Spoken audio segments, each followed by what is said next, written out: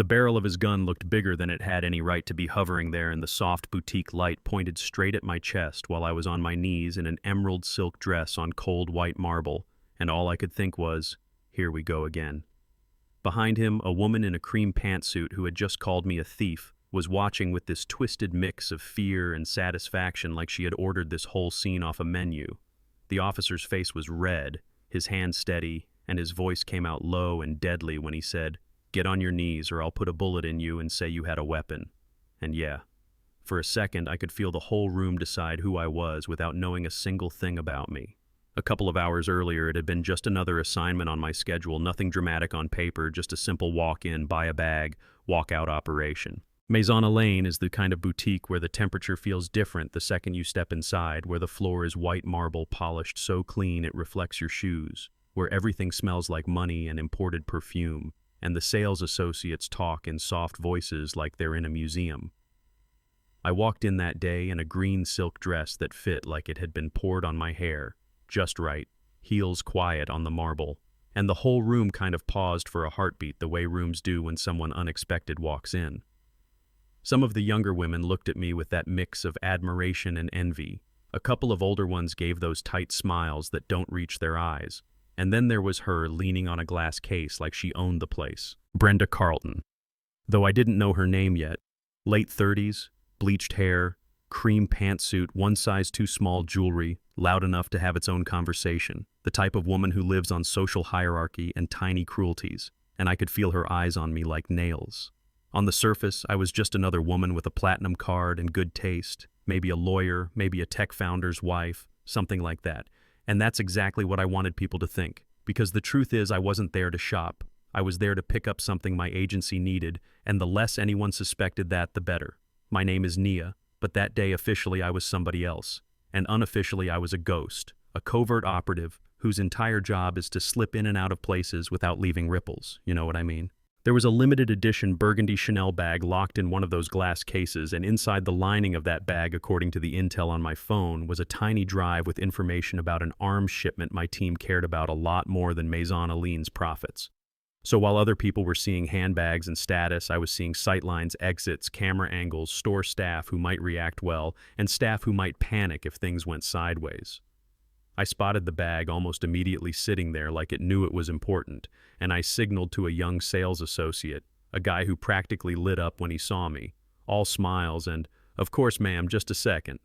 He opened the case with this little flourish like he was unveiling a piece of art, and while he did that I felt perfume and tension drift into my space from the right. Brenda had drifted up next to me, pretending to examine the same display, standing just a little too close, her perfume sharp and cloying the way some people's personalities smell if they could. "Classic piece," she said in this high, fake, sweet voice, still not really looking at me, just watching herself in the reflection of the glass. "Chanel is for women with real taste, not just a dress." It was one of those comments that's technically about nothing, and obviously about you. And I have heard enough of those in my life that my body doesn't even bother reacting anymore. It just files them into the same cabinet as the word ghetto, said under a breath in a nice restaurant. I slipped on the gloves they offered me, picked up the bag, checked the stitching, the details, the tag we were expecting to see, and I could feel the weight of her expectation, like she was just waiting for me to snap or flinch or engage. I didn't, which for people like her is its own kind of insult, because if you don't acknowledge their little digs, you're basically telling them they don't exist. I told the associate I'd take the bag, my voice calm, my focus on my mission, and out of the corner of my eye I saw Brenda's expression tighten, like she had just been demoted from main character to background extra and could not stand it. I walked to the register with the associate, gave him my card, watched him double-check the ID and smile nervously. And behind us, I heard the soft clack of Brenda's heels heading toward the cash wrap at the front of the store, where the real performance was about to start. She grabbed a silk scarf from a display, laid it on the counter like it was evidence, then started digging dramatically through her oversized tote bag, pulling out random expensive nonsense and dropping it all over the marble. "I can't find my wallet," she said loud enough for the whole front half of the store to hear her voice going all trembly and panicked. "It was right here. I always put it right here." The cashier tried to calm her, suggested maybe it was in a side pocket, and she absolutely insisted it wasn't dumping the contents of that bag like she was on stage. By the time the associate handed me my receipt and the burgundy bag in a nice box, her eyes had already locked on me in this laser-focused way that made my stomach sink, because I knew before she ever opened her mouth exactly where she was going with it. I signed, thanked the associate, and turned just in time to hear her take a deep breath, point straight at me and scream, "There, her, she bumped into me and now my wallet is gone, she stole it, somebody stop her." The whole store froze like someone hit pause, and suddenly every face in that boutique had turned into a jury, their eyes ricocheting between the crying white woman with the empty bag and the black woman holding the expensive box, and you could feel which way their minds were leaning even if their lips stayed closed. I felt that familiar heat rise in my chest, the one I had learned to tamp down since I was a teenager, that mix of shame and anger that shows up when you're being accused of something you didn't do by someone who knows exactly what they're doing. "Ma'am," I said carefully, keeping my tone even, "I didn't go near your bag. I paid with my own card. The store has my receipt, and your cameras will show that." She turned on me with this wild, righteous energy like she'd been waiting all day to unload it on someone. "You people are all the same," she snapped. "You come into places you don't belong, you bump into decent women, you take what isn't yours, and then you play innocent. I want my wallet back right now." When someone says "you people" like that, they're not talking about personality type or style, and every black person in that room knew it, even if they never admitted it out loud. The manager tried to step in, offered to check the cameras, recommended that everyone stay calm, but Brenda just kept talking over him, insisting the police be called, insisting I be held there until they arrived, insisting that of course I was the only one who could have done it because she always kept her things in one place. I had options in that moment, and I weighed them quickly because that's what my job trains me to do. I could have walked out, called my handler blown.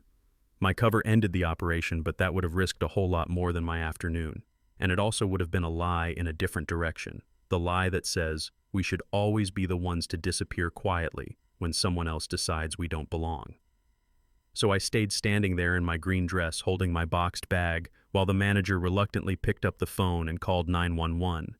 His voice shaky as he repeated her story, leaving out all the venom and keeping just the facts.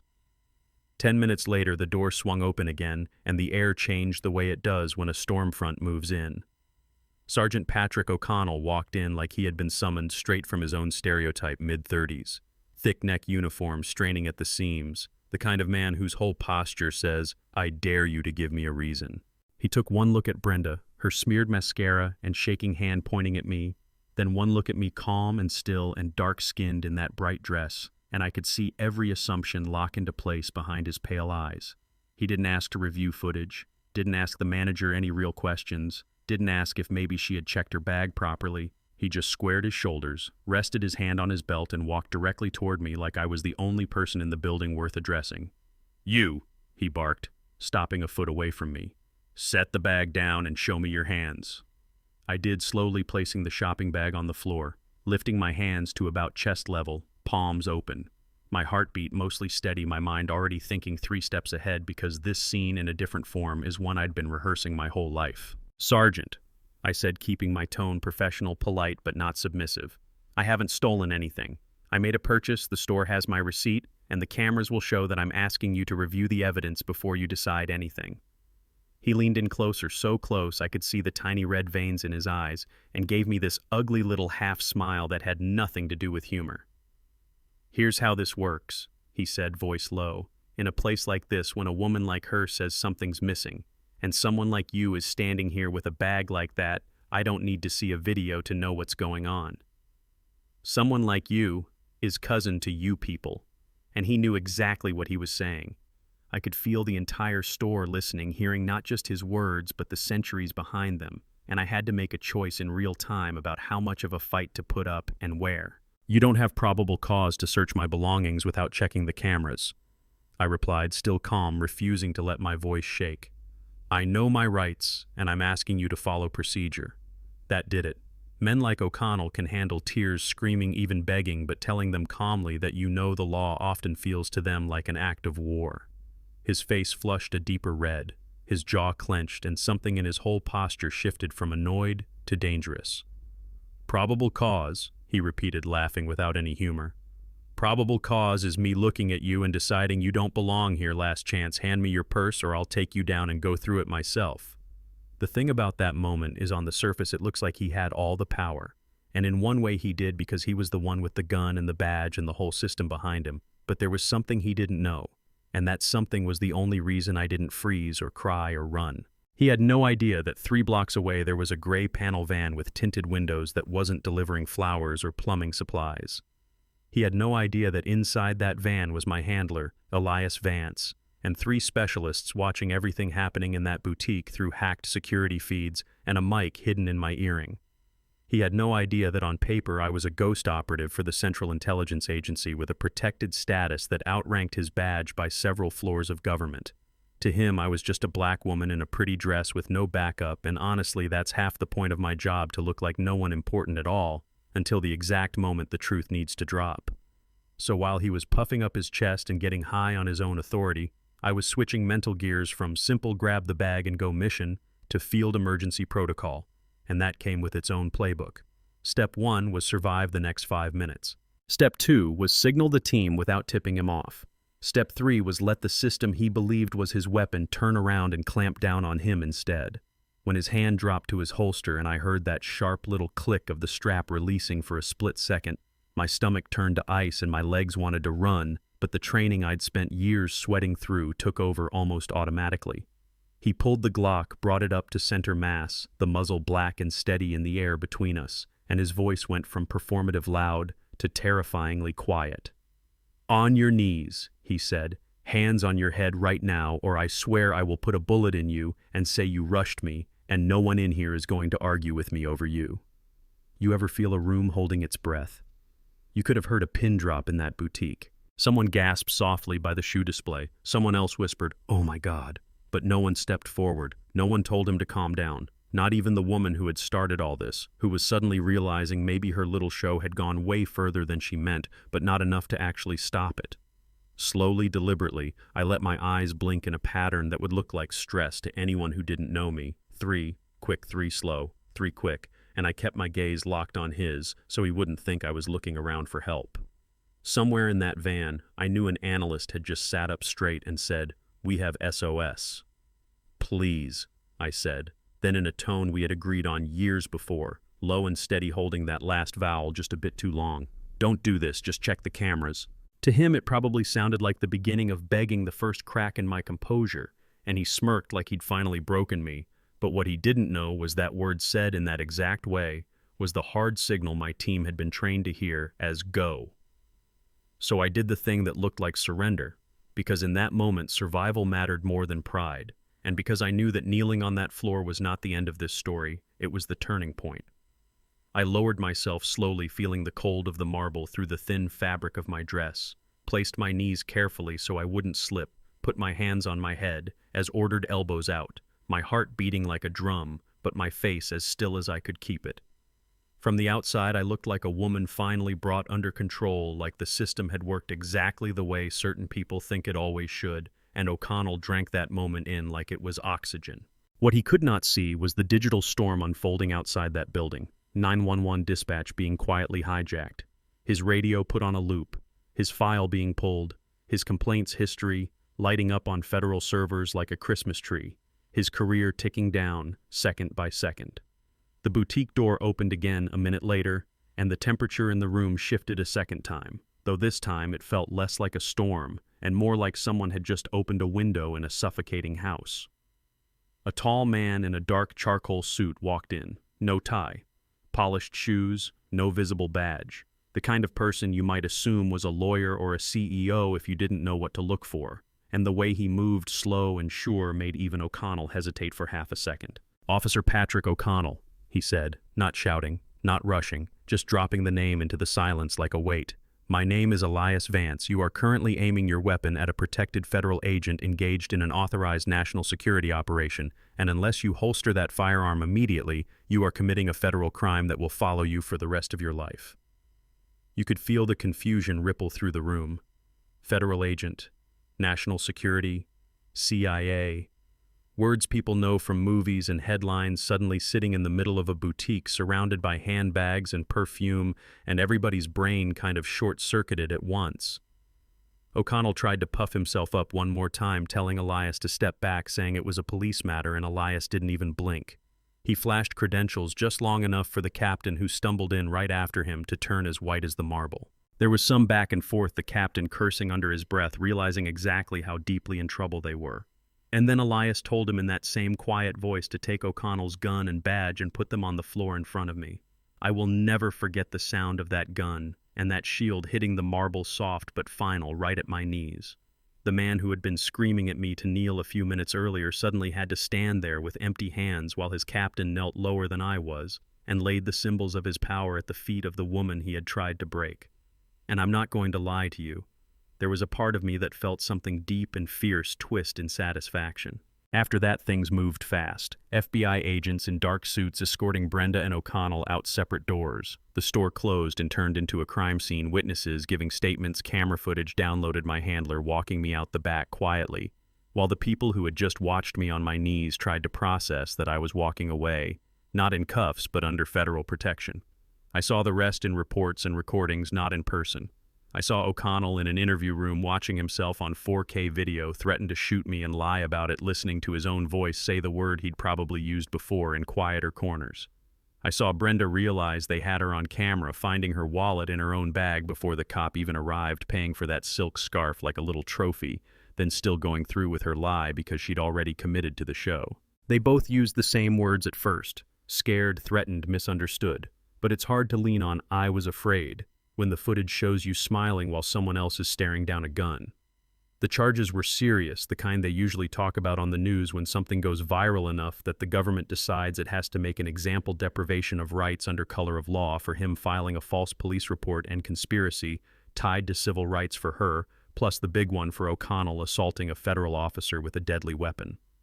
There was a trial, quick and brutal, with the videos doing more talking than any witness could, and I didn't have to take the stand because my agency decided my presence would create more headlines than it was worth. So on the record, I stayed Agent N, a name on paper instead of a face in the courtroom. The jury didn't take long, 45 minutes from what I heard, and when they came back it was guilty all the way down. And the judge, a woman who looked like she had seen a lot of nonsense in her life and was tired of it, made it very clear she had no sympathy left for either of them. Brenda got 2 years in federal prison and a big fat restitution bill that pretty much wiped out whatever comfortable cushion she and her husband had, and he divorced her before she even finished processing intake. O'Connell got over 6 years in a federal penitentiary, and if you know anything about what happens to ex-cops inside, you know that number doesn't even begin to describe the sentence. Months later, sitting in my apartment with the city spread out beyond my windows, a glass of wine in my hand and the green dress folded away in the back of my closet like a retired battle flag, I would think back to that moment on the marble floor, to his gun and my knees and her voice calling me trash. And the thing that stuck with me most wasn't the fear, it was the clarity. They had written a story in their heads about who I was the second I walked through those doors, and they thought they knew how it would end with me in cuffs. Or worse, with them going home and telling their friends how they had stopped a thief, and instead they ended up as a case study in a federal handbook about what happens when racism and power meet the wrong target. Do I think the sentences fixed everything, that justice suddenly works for everyone now that people like Brenda and O'Connell are gone from the world? No, not even close. I'm not that naive, and I know for every time someone like me has a whole agency at her back, there are 100 people who go through something similar and never see a courtroom. You know what I mean? But I do think about the fact that for once the weight of the law didn't land on the person with the darkest skin in the room, and maybe, just maybe, that means something, even if it's just a small crack in a very old wall. So now I want to throw it back to you watching this, because I've told you my side and how it felt from inside my skin, but these stories belong to all of us. Do you think what they got was enough, too little, too much? If you had been on that jury, what would you have done? Have you seen something like this in your own life or lived it yourself, where someone decided who you were the moment you walked into a room and tried to make their story your reality? Yeah, that happened to me in a luxury boutique, and it ended with a badge on the floor, but most of the time it doesn't end that way. Drop your thoughts in the comments, tell me where you're watching from, tell me what justice would look like to you in a situation like this, and if you want more stories that pull the mask off power and prejudice like this one, hit subscribe and stick around, because we have a lot more to talk about.